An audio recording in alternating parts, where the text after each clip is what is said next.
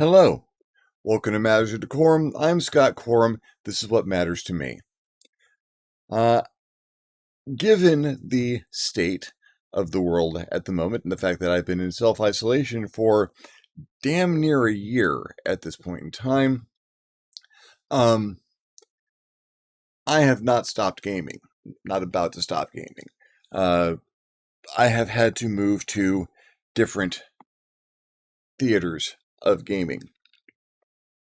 I have talked in the past about what I have at my table, what tools I bring with me when I am playing a role-playing game, and that was strictly in the environment of uh, a living room or a gaming store uh, where you're face-to-face with everyone. Uh, Things being drastically different at the moment. I thought I would talk a little bit about how I'm gaming using this.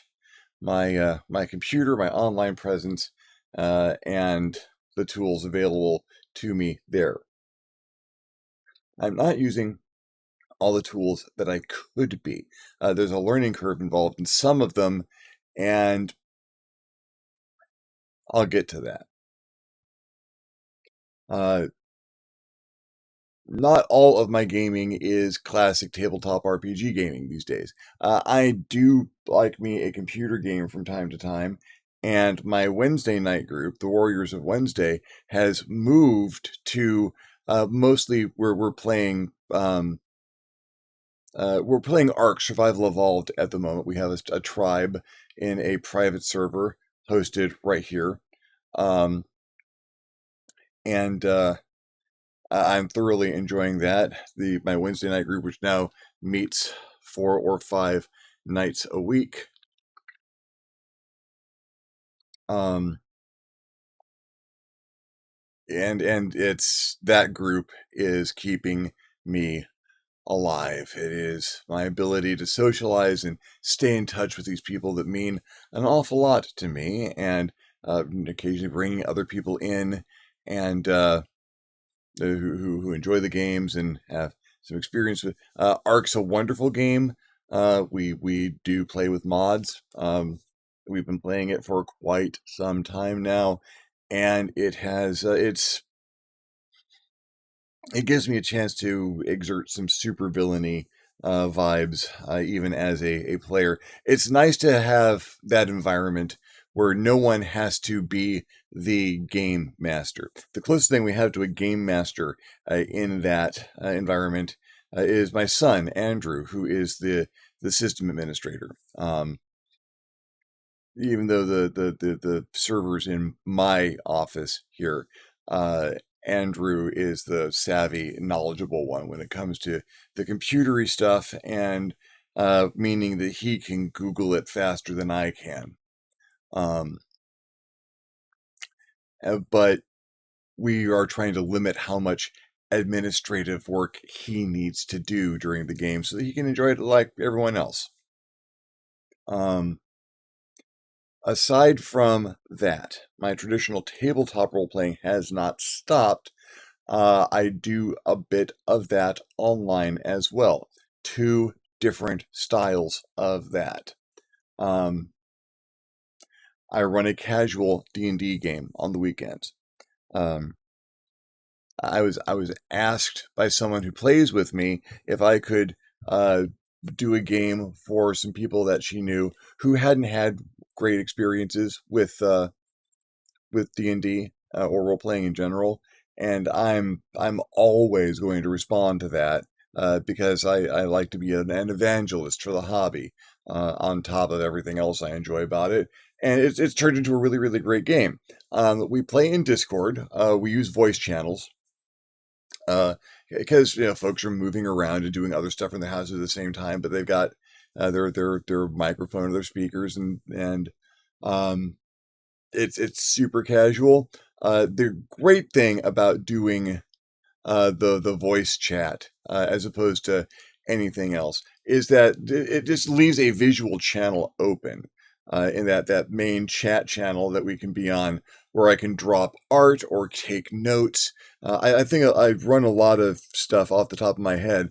I'll do a general map so that people know what towns and cities they can go to, but the people that they meet, the shops in those towns, or some of the unique monsters they come across, um, I'll type a quick note when that stuff jumps out of my head so that we keep track, and then I'll compile those in a notes document that we can all share so we're all on the same page with the new stuff that comes out. Um, and I thoroughly enjoy that because it is a uh, you miss some of the nonverbal communication that you can get with people, but the players are all really good at communicating their characters' emotional states, not just through their voices, but describing what their characters are doing as far as physical signs of emotion and reaction. And it's a great game, and I enjoy running in that format. The other format that I'm using, uh, I'm running games and playing games with the layer action. Visit us at thelayeraction.org. It's the group that I do the podcast with. And if you haven't been listening to Days of Our Monks, I highly recommend you give that a listen. That's some of the most fun I've ever had as a dungeon master, and just it's a good time. It's a good time. We have moved to the more uh, visual format, which might turn into its own YouTube channel down the line. But that is face cam. The four of us in a screen with a little some background and some labels so you know who the players and characters are. And that's a little bit tighter because it's for future production. I can't just pull up artwork and throw it up there. Also, I try to avoid um, interrupting the flow of things with putting up pictures and whatnot. We'll get there. At some point, we'll get there, but you can see people's facial reactions and they'll pull up props and whatnot, and that's fun. That is a lot of fun. Um, it again, it's a tighter format. Can't uh, can't just break the screen to write in a note or just do a side message. It's all pretty much as it happens, real time. That's fascinating. I really enjoy that too. Has its own set of challenges, but it's the closest thing I've got to sitting across a table from these people, and not all of whom are here in California. Candace and Walker are here, and we would normally be able to sit over a table together. Nick's back east, and being able to have him in the environment as though he were just down the street is it's a joy, and it's really uh, it's a good experience for me, and I think it's going to translate into something that's fascinating to watch. What do I have with me outside of just my computer? Well, Google, Google searches, particularly in that the casual campaign format. Um, I've always got my hard copies with me. Um, I will not play, I will not run unless I've got a player's handbook at hand. I could pull up anything that I pull up in here, I can pull up online. I can't pull it up faster. Um, but I can pull up more. This information has been expanded. And I have a couple of those expansions here. I got my Xanathars. I got my Sword Coast. Tasha's tome is around here someplace, as is Mordenkainen's. Um, but uh, but having Google does cut down on a little bit of my pausing to flip through pages. I like flipping through pages.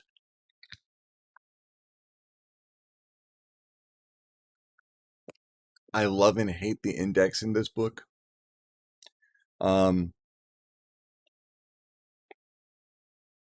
Side rant really fast, hopefully. If I want the stats for a tiger, the stats for a tiger are in here. If I look up tiger in the index, it will tell me see creature listings.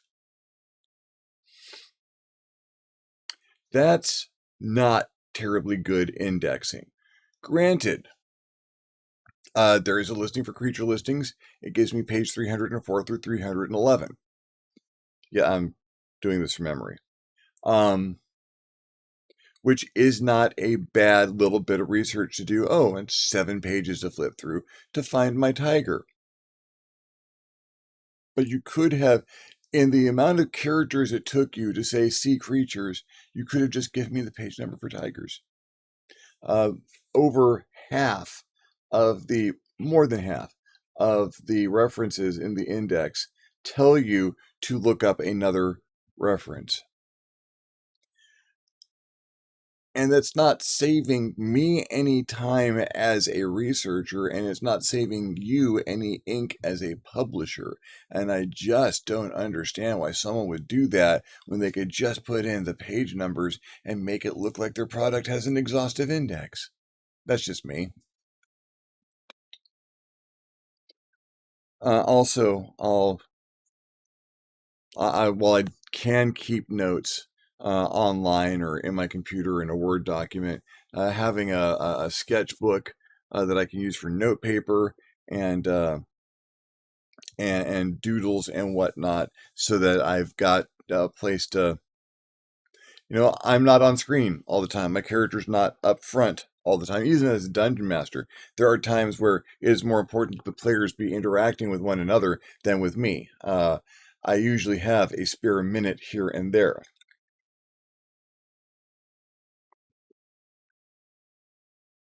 Another tangent. How you use your spare minutes is very important in a game.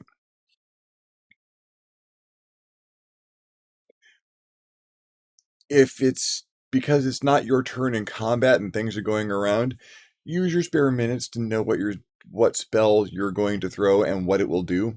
It's what your next action is going to be. Check your options. It's all there. There is nothing wrong with taking your time. You can be listening to the combat, be aware of what's going on, but know what that spell does before you say you cast the spell. Think of what your character can do in a situation when it's not your character's turn just yet.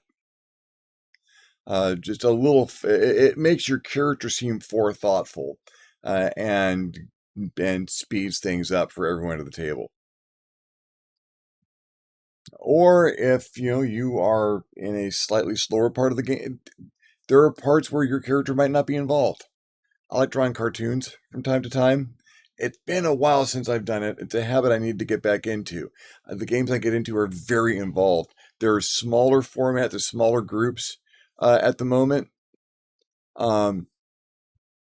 So there isn't as much split the party and you folks have a little while and you folks have a little while, which is usually when I would do my cartooning.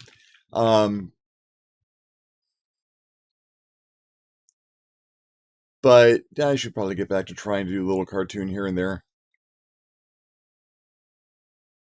Of course, have your dice handy. You can use online rollers for dice. There are any number of bots you can load on Discord. There are any number of online digital dice rollers you can use. If you're using something like Fantasy Grounds or Roll20, you've got a common dice roller that you can throw. No one that I'm playing with is someone I'm worried about the results of their dice. What they tell me is what on their dice is what they get, because we all know it's just as funny and occasionally just as rewarding to roll that failure as it is to roll the success. And sometimes the critical fumble is just as important to the storyline as the critical success can be. So we roll off screen and occasionally yip about it. And occasionally, when things just seem, I rolled 5 crits in a row during a session where I was playing, and I had to try and lift up my dice tray a little bit so that folks could see that that's actually a 20. Helps to have advantage on more than half your rolls, but still, damn. Um, I intend to pick up Fantasy Grounds and or Roll20. I have access to them. I've got membership in Roll20, and I am slowly but surely picking up the knowledge for using them. It requires a little more preparation that I normally have to do for a game. And it's not that I'm doing no preparation for games. I will do a general map. I'll do a national map and maybe a city map so that everyone's got common area to go to. Uh, I'm not a big dungeon runner these days. And that's because most of my players aren't as interested in the dungeon delving as some other groups might be. More personal interaction and storyline, and when the fights come, they're part of the narrative and flow into and out of the storyline as established. And you don't get a lot of dialogue interaction in a dungeon or that dungeon type setting, which is what the most visual elements of Fantasy Grounds or Roll20 are basically best at. Um, Again, not that there isn't room for that or a place for that, and that can be expanded to a lot of other stuff. Your jungles, your towns, your alleys, your taverns, all of which can and should be represented visually sometimes. So it is something I'm auguring towards. It's just not someplace I'm at just yet. Um, if any of you have good experience with that or know someone who does it particularly well, leave me a comment below. Shoot me a link to something that inspires you to use those environments. I'd be happy to have a look because I'm angling in that direction. I do not game without some fluid. It is usually coffee or water or fortified coffee. Uh, I do not, as a rule, drink to get drunk. I don't have a lot of alcohol around the house as a rule. I will have the occasion where I'll turn my coffee into a cocktail, and a little relaxation never hurts. Uh, Also, I am benefited from the occasional use of a good fidget spinner.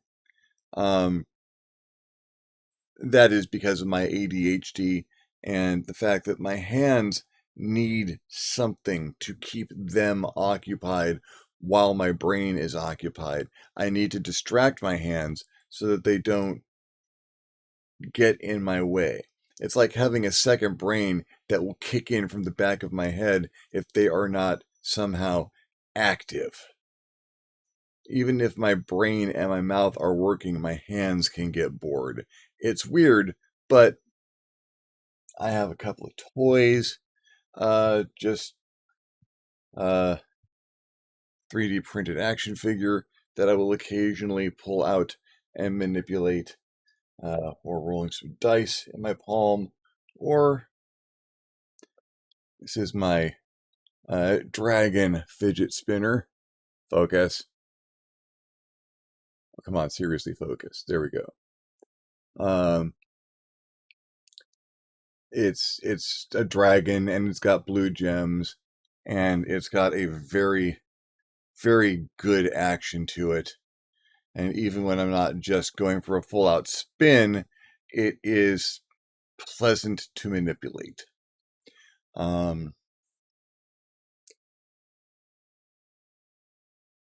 Snacks.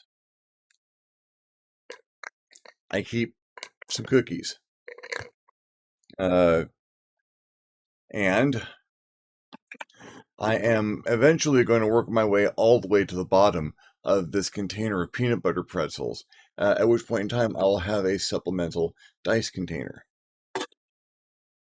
Because the cheese ball tin is going to get full sooner or later. And I think that my phone for referencing things when I cannot reference them on the computer because I'm doing video production while I am playing. Super handy. And that's pretty much the bag of tricks. And use Discord for my majority of my communications. And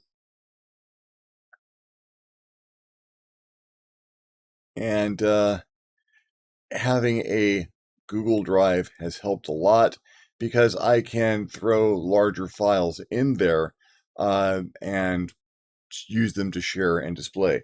Occasionally using Google Docs to keep common documents with the people that I play with.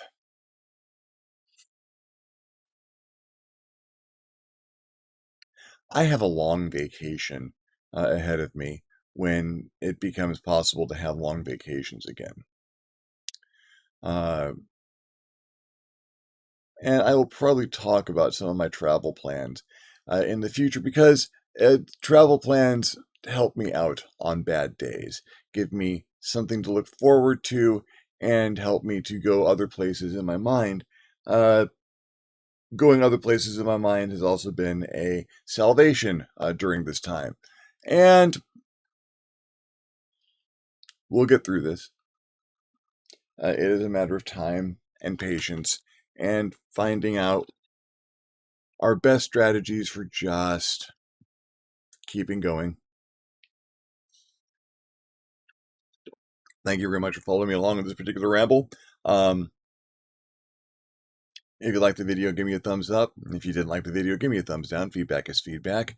If there's anything else you'd like to hear me talk about, or your experiences with gaming online, or how you have morphed your gaming experience from before the pandemic to the current times, subjects you'd like to hear me cover, go ahead and leave me a comment down below. I will love getting your comment. You will love leaving me one. If you haven't subscribed to my channel yet, why not? My channel is awesome. Feel free to hit the subscribe button. If you do, you might want to hit the little notification bell so you're made aware when my videos become available. If you would like to help the channel out in a more substantial manner, I invite you to hit me up my Patreon page, www.patreon.com/ScottCorm, and consider donating. Absolutely anything helps and allows me to make better videos more often. In the meantime, thank you very much for watching. I'm Scott Corum. This is what has mattered to me, and I will talk to you next time on Matters of Decorum.